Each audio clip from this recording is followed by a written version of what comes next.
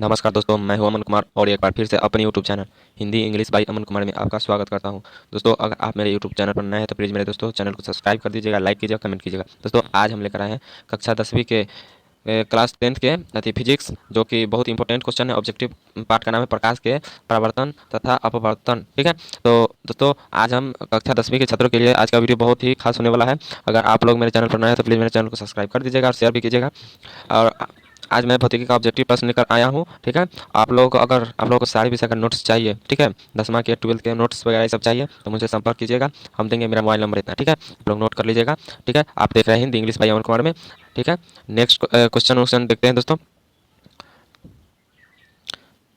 प्रकाश की किरणें गमन करती है। दोस्तों, प्रकाश की गमन करती है किरण किस दिशा में करती है? सीधी रेखा में, टेढ़ी रेखा में, किसी भी दिशा में, इनमें से कोई नहीं। तो प्रकाश की जो किरण होती है सीधी रेखा में गमन करती है। ठीक है, option A. Okay, question number 2 में कहता है दोस्तों, प्रकाश के परावर्तन के कितने नियम होते हैं? तो 2 नियम है, प्रकाश के परावर्तन के 2 नियम है। ठीक है, क्वेश्चन नंबर 3 में कहता है अवतल लेंस का आवर्धन बराबर होता है। आवर्धन जो होता है कितना होता है? तो यू भी बटा यू होता है। इसका राइट आंसर ऑप्शन डी हो जाएगा। दोस्तों, यू बटा भी नहीं मार लीजिएगा, भी बटा यू याद रखिएगा। ठीक है, क्वेश्चन नंबर 4 में कहता है दोस्तों, किसी दर्पण से आप चाहे कितनी भी दूर पर क्यों खड़े ना हो, आपका प्रतिबिंब सदैव सीधा प्रतीत होता है। सदैव वह दर्पण है, और कौन सा दर्पण है? ठीक है, तो वो जो हो जाएगा दोस्तों, देखते केवल समतल हो जाएगा, केवल अवतल हो जाएगा। अवतल लिखा गया, मिस्टेक हो गया है, केवल उत्तल हो जाएगा, या तो समतल या तो उत्तल। तो देखिए, तो किसी भी या कहीं भी खड़ा हो जाएगा तो हो जाएगा या तो उत्तल होगा या तो समतल होगा, ऑप्शन डी। ठीक है, क्वेश्चन नंबर 5 में कहता है दोस्तों, निम्नलिखित में कौन लेंस की क्षमता का मात्रक है? लेंस की क्षमता का मात्रक क्या होता है दोस्तों? लेंस की क्षमता का मात्रक कांच। ठीक है, कांच, ऑप्शन सी। क्वेश्चन नंबर 6 में कहता है, निम्नलिखित में किसका अपवर्तनांक सबसे अधिक होता है? हीरा का अपवर्तनांक सबसे अधिक होता है दोस्तों, क्योंकि हीरा का अपवर्तनांक 2.42 होता है, 2.42। ठीक है, याद रखिएगा दोस्तों। निम्नलिखित में से किस लेंस को अभिसारी लेंस कहता है? दोस्तों, उत्तल लेंस, ऑप्शन ए, उत्तल लेंस को अभिसारी लेंस कहा जाता है, क्योंकि यह प्रकाश के आती हुई किरणें को एक ही स्थान पर मोड़ देती है, तो इसे एक ही स्थान पर अभिसारित भी कर सकती है। इसी को कह सकते हैं मोड़ देती है, अभिसारित कर देती है, इसी को अभिसारी लेंस कहते हैं। ठीक है, क्वेश्चन नंबर 8 में कहता है, निम्नलिखित में किसका माध्यम प्रकाश की चाल से अधिक होता है? तो निर्वात में। ठीक है, निर्वात में जो है प्रकाश के चाल निर्वात में ना माध्यम, निर्वात का माध्यम प्रकाश के चाल से अधिक होता है। ठीक है, ऐसे याद रखिएगा। ओके, नेक्स्ट क्वेश्चन में। ठीक है दोस्तों, दर्पण सूत्र है। दर्पण सूत्र कौन सा हो जाएगा? 1/v प्लस 1/u बराबर 1/f हो जाएगा। अगर वही पूछता लेंस सूत्र, लेंस सूत्र होता है 1/u माइनस 1/v बराबर 1/f, लेकिन पूछा है दर्पण सूत्र, इसलिए इसका राइट आंसर ऑप्शन ए हो जाएगा, दर्पण सूत्र। ठीक है, क्वेश्चन नंबर 10 में कहता है, निम्न किसी कार का अग्रदीप में प्रयुक्त दर्पण निम्नलिखित में से कौन सा होता है? किसी कार में कौन सा दर्पण उपयोग किया जाता है? अग्रदीप, यानी कि हो जाएगा ऑप्शन ए, अवतल लेंस, अवतल दर्पण, सॉरी अवतल दर्पण, ऑप्शन ए, अवतल दर्पण का उपयोग किया जाता है। ठीक है, और क्वेश्चन नंबर नेक्स्ट कहता है, किसी माध्यम के अपवर्तनांक यू का मान होता है। दोस्तों, अपवर्तनांक म्यू, इसे म्यू से सूचित किया जाता है या एन से सूचित किया जाता है, यू नहीं है। ठीक है, तो साइन आर बटा साइन आर या साइन आई बटा साइन आर, तो ऑप्शन बी हो जाएगा, साइन आई बटा साइन आर। दोस्तों, इसे स्नेल का नियम भी कहा जाता है। आप लोग 12th 11th में जाइएगा तो पढ़ना है। ठीक है, क्वेश्चन नंबर 12 में कहता है, किस लेंस की क्षमता -2 डायप्टर है, इसकी फोकस दूरी होगी। दोस्तों, फोकस दूरी 0.5 सेंटीमीटर है। ठीक है, लेंस की क्षमता एफ बराबर दे दिया है, पी बराबर निकालना है, निकल जाएगा दोस्तों। ठीक है, आप लोग निकाल लीजिएगा, इसका राइट आंसर 0.5 सेंटीमीटर होता है। ठीक है, क्वेश्चन नंबर नेक्स्ट में कहता है, कौन सा दर्पण आमतौर पर वाहनों के पीछे देखने के दर्पण के रूप में उपयोग होता है? दोस्तों, कौन सा दर्पण है जो गाड़ी के, जो गाड़ी के आगे लगा हुआ रहता है, पीछे से लगा हुआ नहीं, पीछे क्या दिखता है, जैसे कोई गाड़ी के पीछे कौन सा है, मतलब कौन कौन है, ऐसा दिखता है ना, आगे लगा हुआ रहता है, जो चालक चलाता है गाड़ी उसके साइड में, तो वही पूछा कि कौन सा दर्पण लगा हुआ है? उत्तल दर्पण था। ठीक है, ऑप्शन बी।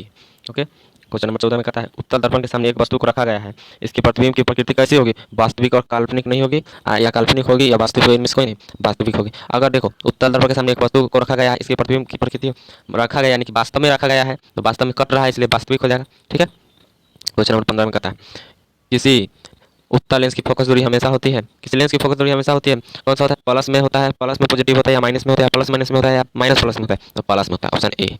ठीक है, याद रखिएगा, इस लेंस का फोकस दूरी हमेशा प्लस में ही होता है। ठीक है, क्वेश्चन नंबर नेक्स्ट में कहता है, किस दर्पण का उपयोग सामान्यतः वाहनों के पक्ष दृश्य देखने में किया जाता है? जो गाड़ी में लगा हुआ रहता है पीछे वाला, वो वही, तो अभी बताएं, उत्तल दर्पण लगा हुआ रहता है। ठीक है, तो ऑप्शन सी, इसमें भी उत्तल दर्पण हो जाएगा।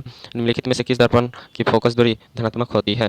तो उत्तल दर्पण की फोकस दूरी धनात्मक होती है और अवतल दर्पण की ऋणात्मक होती है, याद रखिएगा दोस्तों। ठीक है, उत्तल दर्पण हो जाएगा। क्वेश्चन नंबर नेक्स्ट कहता है, नए काटीय चिन्ह परिपाटी के अनुसार दर्पण के सामने रखे गए प्रतिबिंब या बिंब की दूरी ली जाती है, धनात्मक होता है। ठीक है, ऑप्शन ए, धनात्मक होता है। ठीक है, क्वेश्चन नंबर 19 में कहता है, किसी लेंस द्वारा उत्पन्न आवर्धन का ऐसा ही मात्रक होता है, क्या होता है? तो मात्रक विहीन होता है, ऑप्शन डी। ठीक है, क्वेश्चन नंबर 20 में कहता है, निम्न में से किस लेंस का फोकस दूरी धनात्मक होती है? तो उत्तल लेंस का फोकस दूरी, अभी थोड़ी देर पहले बताया है कि उत्तल लेंस की फोकस दूरी धनात्मक होती है और अवतल लेंस का ऋणात्मक होता है। ठीक है, क्वेश्चन नंबर 21 में कहता है, निर्वात में प्रकाश की चाल होती है 3 × 10⁸ मीटर प्रति सेकेंड होता है। ठीक है, ऑप्शन ए, याद रखिएगा। ठीक है, एग्जाम में भी आता है। क्वेश्चन नंबर 22 में कहता है, यदि किसी समबाहु त्रिभुज यानी कि इस प्रिज्म, ठीक है, प्रिज्म में निर्गत कोण और विचलन कोण क्रमशः 40 डिग्री और 30 डिग्री है, तो आपतन कोण होगा 70 डिग्री। दोनों को जोड़ देंगे तो नहीं हो जाएगा। ये निर्वात में देखिए, निर्गत कोण और विचलन कोण क्रमशः है, तो आपतन कोण पूछा है, तो 30 डिग्री और 40 डिग्री को 70 डिग्री कह सकते हैं। ऑप्शन डी हो जाएगा। क्वेश्चन नंबर 23 में कहता है 23 में, एक उत्तल लेंस की क्षमता 1 डायोप्टर है, तो लेंस की फोकस दूरी होती है, तो लेंस की फोकस दूरी हो जाएगा प्लस 100 सेंटीमीटर, ठीक है, 100 सेंटीमीटर। ओके, और यही अगर मीटर में रहता तो 1 मीटर हो जाता, ठीक है, याद रखिएगा। निम्नलिखित प्रकाश के रंगों में से किस रंग का अपवर्तनांक अधिक होता है? तो दोस्तों बोला है निम्नलिखित प्रकाश के रंगों में से किस रंग का अपवर्तनांक अधिकतम है। दोस्तों ये जो है आंसर गलती दिया है, ये डी दिया है, डी होगा नहीं, ऑप्शन ए लाल होगा। लाल रंग का प्रकाश का अपवर्तनांक अधिक होता है। सॉरी दोस्तों, आंसर सही दिया है, ठीक है। बोला है कि अपवर्तनांक अधिक होता है तो बैगनी का होता है। अगर यही यही देता कि लाल रंग के तरंगदैर्घ्य यानी कि तरंगदैर्घ्य कितना होता है, तरंगदैर्घ्य सबसे अधिक लाल का होता है, और बोला है कि अपवर्तनांक अधिक होता है, तो अपवर्तनांक तो बैगनी रंग हो जाएगा, ठीक है, याद रखिएगा। बैगनी ये नहीं होगा, बैगनी होगा, लाल नहीं होगा, ठीक है, बैगनी याद रखिएगा। बोला है कि 25 क्वेश्चन नंबर 25 में, पानी में डूबे एक उत्तल लेंस की फोकस दूरी हवा में इसकी फोकस दूरी की अपेक्षा क्या हो जाती है? एक जैसे एक उत्तल लेंस है, उसको पानी में रखते हैं तो कितना उसका फोकस दूरी होता है, और हवा में कितना होता है, कम हो जाता है, या हवा की अपेक्षा पानी में, पानी की अपेक्षा हवा में ज़्यादा हो जाता है, तो क्या होगा? ऑप्शन नंबर बी कम हो जाती है, ठीक है, ऑप्शन बी याद रखिएगा। क्वेश्चन नंबर 26 में कहता है निम्नलिखित में से कौन उत्तल दर्पण की फोकस दूरी है जिसकी वक्रता त्रिज्या 32 cm है? 32 cm है तो ऑप्शन प्लस 16 cm हो जाएगा, निकाल लीजिएगा। सूत्र है निम्नलिखित में से कौन उत्तल लेंस की फोकस दूरी जिसकी वक्रता त्रिज्या 32 cm है। फोकस दूरी एफ का मान एफ बराबर निकालना है, तो एफ बराबर r/2 होता है, तो अगर जो हम एफ बराबर r/2 होता है, तो इसको r का मान कितना है 32/2, तो 2 बार 16 बार में कटेगा, इसका राइट आंसर 16 आ जाएगा, प्लस में आया तो प्लस 16 cm है, ठीक है, इसको याद रखिएगा, ठीक है। क्वेश्चन नंबर नेक्स्ट में कहता है कौन सा लेंस अपसारी लेंस भी कहलाता है? अपता लेंस हो जाएगा। इसमें गलती दिया है दोस्तों, अभिसारी लेंस उत्तल लेंस को कहते हैं, और अपसारी लेंस अपतल लेंस को कहते हैं, ऑप्शन ए, ठीक है।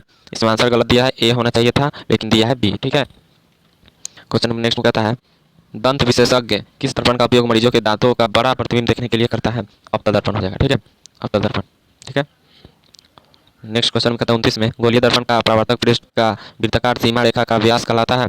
गोलीय दर्पण के द्वारा हो जाएगा, ऑप्शन डी, ठीक है, याद रखिएगा, बहुत ही इंपॉर्टेंट क्वेश्चन ही सब है। यदि किसी बिंब का प्रतिबिंब का आवर्धन ऋणात्मक है तो उसका प्रतिबिंब प्रकृति क्या होगी? अगर कोई प्रतिबिंब है, उसका बिंब प्रतिबिंब का आवर्धन कितना माइनस में है, ठीक है, तो उसका प्रतिबिंब क्या होगा? ऋणात्मक माइनस में होता है, ठीक है, तो हो जाएगा वास्तविक और उल्टा, वास्तविक और उल्टा, ऑप्शन ए सही हो जाएगा, ठीक है, याद रखिएगा। अधिकतर वास्तविक और उल्टा ही बनता है अधिकतर का, ठीक है, ये सब याद ही रखिएगा। नेक्स्ट में किसी शब्दकोश के छोटे अक्षरों को पढ़ने के लिए आप निम्नलिखित में से कौन सा लेंस पसंद करेंगे? तो 5 cm फोकस दूरी का एक उत्तल लेंस, ठीक है, क्योंकि अपतल लेंस हो तो होगा नहीं, उत्तल लेंस ही हो जाएगा, ठीक है, याद रखिएगा, ठीक है। क्वेश्चन नंबर नेक्स्ट में कहता है 32 में, एक प्रयोग में अवतल दर्पण द्वारा किसी बिंब का प्रतिबिंब एक पर्दे पर प्राप्त किया जाता है, ठीक है, तो दर्पण के फोकस दूरी को निर्धारित करने के लिए प्रतियोगिता को मापने की जरूरत होती है। कौन सा हो जाएगा? तो दर्पण तथा बीम के बीच की दूरी अगर निकाल लेंगे तो नहीं निकल जाएगा, ऑप्शन बी, ठीक है, ऑप्शन बी हो जाएगा, दर्पण तथा बीम के बीच की दूरी को। क्वेश्चन नंबर 33 में कहता है अवतल दर्पण की फोकस दूरी उसकी वक्रता त्रिज्या होती है, तो अवतल दर्पण की फोकस दूरी, अवतल दर्पण की जो फोकस दूरी होती है उसकी वक्रता त्रिज्या कितनी होती है? ठीक है, तो आधी होती है, ठीक है, और अवतल दर्पण की फोकस दूरी की आधी होती है उसकी वक्रता त्रिज्या, ठीक है, ऑप्शन बी। लेंस की क्षमता का ऐसा ही मात्रक होता है, बताओ लेंस की क्षमता कैसा मात्रक क्या हो जाएगा? सीएम होगा, सीएम प्रति मीटर होगा, क्या हो जाएगा? मीटर इनवर्स यानी कि प्रति मीटर हो जाएगा, ऑप्शन सी, याद रखिएगा, ठीक है। प्रतिबिंब का आकार हमेशा वस्तु के बराबर है तो दर्पण होगा, क्या बोला है? प्रतिबिंब का आकार वस्तु के बराबर है तो दर्पण कैसा बनेगा? तो दर्पण जो हो जाएगा समतल होगा, समतल दर्पण यानी समतल हो जाएगा, ठीक है, ऑप्शन सी।